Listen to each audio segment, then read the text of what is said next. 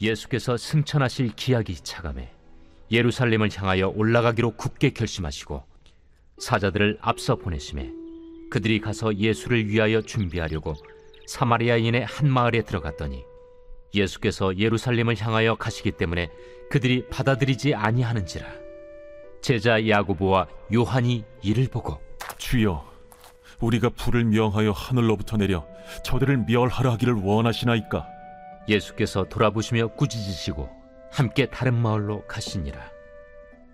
길 가실 때에 어떤 사람이 여짜오되 어디로 가시든지 나는 따르리이다. 여우도 굴이 있고 공중의 새도 집이 있으되 인자는 머리둘 곳이 없도다. 또 다른 사람에게 나를 따르라. 나로 먼저 가서 내 아버지를 장사하게 허락하옵소서.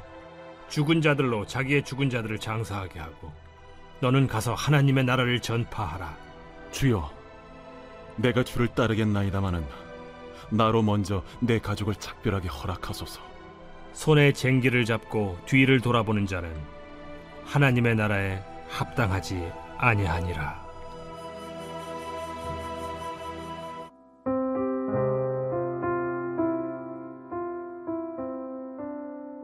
오늘 본문 속엔 그야말로 한 끗 차이로 구원의 길에서 빗나가는 자들의 모습을 확인할 수가 있습니다. 나름의 이유가 다 있기 마련이지요. 이유 없는 자가 어디 있겠습니까? 긴박하고 시급한 처절한 이유들이 있겠죠. 그런데 그 어떠한 이유가 있다 해도 바꿀 수 없고 무엇보다도 우리에게 절대적인 우선된 가치가 있음을 오늘 본문은 강조하고 또다시 강조하고 있는 것인데요. 그 가치가 무엇인가? 그것은 바로 하나님의 나라 가치입니다. 여러분, 우리가 이 하나님의 나라에 대해 눈뜨지 않으면요, 오늘 이 본문처럼 부담스럽고 거북한 말씀도 없을 거예요. 오늘 본문은 누가복음 9장 51절에서 62절까지의 말씀입니다. 먼저 첫 번째 단락에서요, 예수님은 51절에 굳게 결심을 하시고 이 십자가 사명을 이루시기 위해 예루살렘으로 올라가려고 하십니다. 그런데 지금 갈릴리 지역에서 예루살렘으로 올라가시기 위해서는요, 사마리아라는 지역을 통과하셔야 했는데요. 이 사마리아 지역을 통하지 않으면 요단강을 건너서 돌아가야 했기 때문에 이곳을 지나가야만 했고요. 무엇보다 예수님의 이 구속의 사명은 어떠한 차별도 없이 모든 사람을 위한 것이었기 때문에 그 구원의 일들을 이루시기 위해서라도 이 지역을 지나가려 했었던 것인데요. 53절을 보시면 사마리아 지역의 거주민들이 예수님을 배척한 겁니다. 여러분, 이 사마리아 지역이 어떤 곳인가요? 이스라엘이 분열 국가가 되었을 때 북쪽 이스라엘이 먼저 멸망을 하게 되죠. 아수르라는 당시 강대국에 의해서 멸망을 하는데요. 이 아수르가 민족 이주 정책을 펼쳐서 이방 민족들과 그곳에 살았던 이제 이스라엘 사람들과 혼합을 시켜버려요. 혼혈된 민족, 문화와 종교가 뒤섞여버리는, 그야말로 유대인들이 중요시했던 선민으로서의 순수성을 잃어버린 지역이 되게 되거든요. 이후에 남쪽 유다도 바벨론에게 멸망을 당하고 포로 생활을 마치고 돌아와서 성전을 재건할 때요, 이 사마리아 사람들이 도우려고 하는 그런 시도를 하지만요, 그들 안에는 혈통적으로 이방 민족들과 복잡하게 얽혀 있었던 자들이 있었어요. 이게 적인지 아군인지 분간이 되지 않는, 그러니 유대인들이 그때도 거부를 했었고요.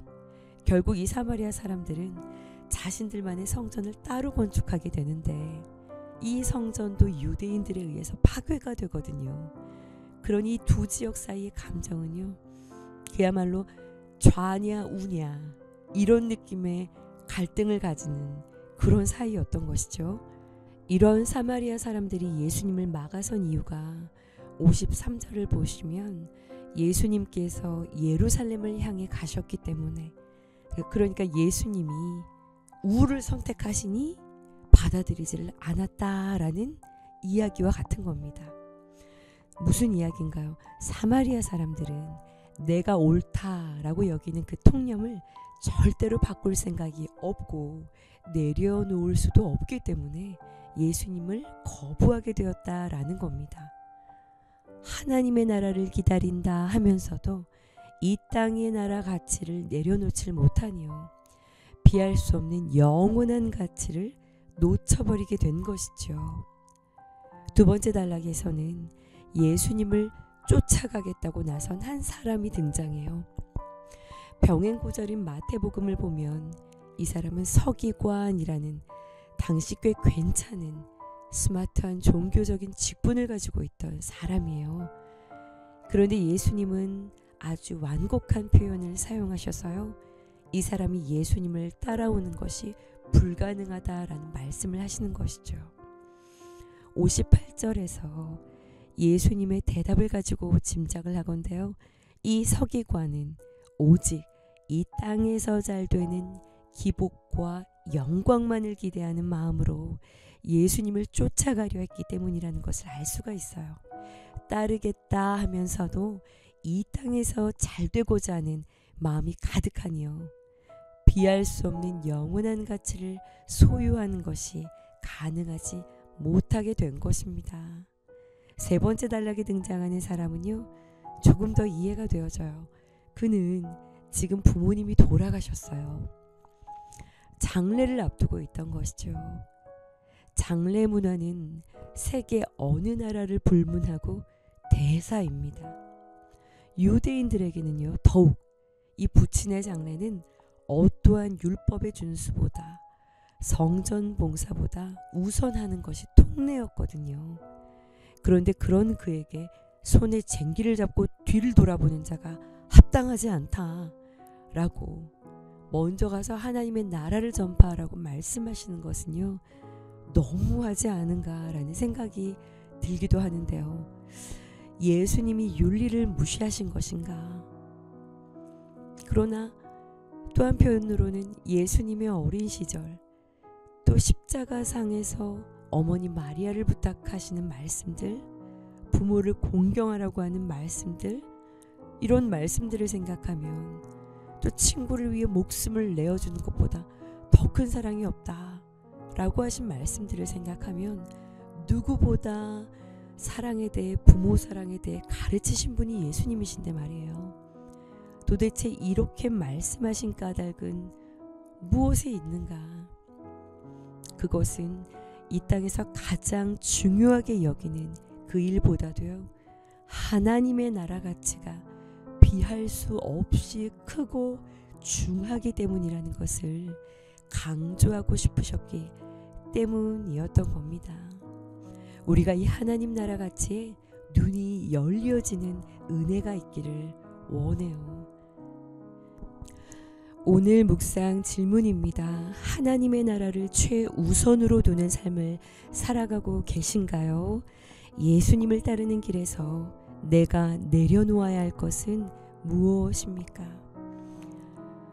우리는 예수님께서 우리에게 보여주신 이 하나님 나라를 향한 결단을 기억해야 할 것입니다. 우리의 삶에서도 사마리아 사람들처럼 우리의 고정된 관념과 가치관에 매여서 예수님을 거부하는 일이 있지 않은지, 또한 서기관처럼 예수님을 따른다라고 말하면서도 여전히 세상의 영광과 성공을 바라는 마음이 남아있지는 않은지 돌아보아야 할 것입니다. 내가 진정으로 하나님의 나라를 향해 나아가고 있는지, 혹시 붙잡고 있는 것이 있다면 그것이 아무리 소중해 보이는 것일지라도요, 하나님 나라 가치 앞에서 내려놓을 수 있는 믿음을 구하는 저와 여러분들의 하루가 되어지기를 간절히 소원합니다. 먼저 그의 나라와 의를 구하라. 그리하면 이 모든 것을 너희에게 더하시리라. 기도하시겠습니다.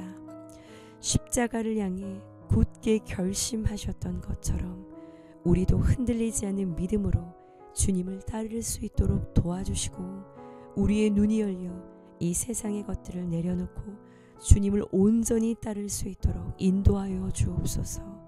주님, 우리의 마음을 변화시켜 주셔서 무엇보다도 하나님의 나라를 최우선으로 삼는 삶을 살게 하여 주옵소서. 예수님의 이름으로 기도합니다. 아멘.